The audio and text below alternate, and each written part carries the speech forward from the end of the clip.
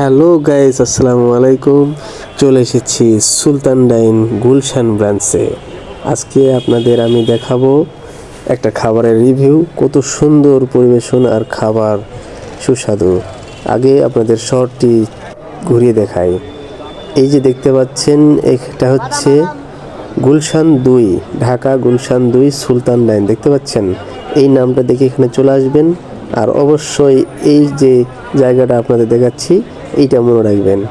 এটা হচ্ছে গুলশান 2 ঢাকা ব্রাঞ্চ সুলতান ডাইন। ওকে, তবে বিল্ডিংগুলো অনেক উঁচু উঁচু বিল্ডিং। আমি তো দেখে পুরাই অবাক, মনে হচ্ছিল যেন মাথার উপরে পড়বে, কিন্তু না, আসলে পড়বে না। অনেক বড় বড় বিল্ডিং, ঢাকা শহরের সব বিল্ডিংই বিশাল বিশাল বিল্ডিং।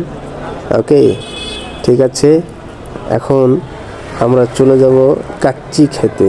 সুলতান ডাইনি নাকি কাচ্চির জন্য বিখ্যাত। তবে চলুন দেখি, কাচ্চির টেবিলে বসা যাক। এই যে দেখুন কাচ্চি, এত সুন্দর কাচ্চির কালার। আর মাংসে দেখুন, হাত দিয়ে আমি ভাঙার চেষ্টা করছি, খুব মোলায়েম। ঠিক আছে, এত সুন্দর করে রান্না করেছে, ওফ, কি না সুস্বাদু। আমি খেয়ে তো পুরো অবাক। এটা তেহেরি, এটা হচ্ছে জর্দা, সালাদ দিয়েছে, বোরানি। তেহেরি কালারটা দেখুন, অসাধারণ, যেমন কালার তেমন স্বাদ।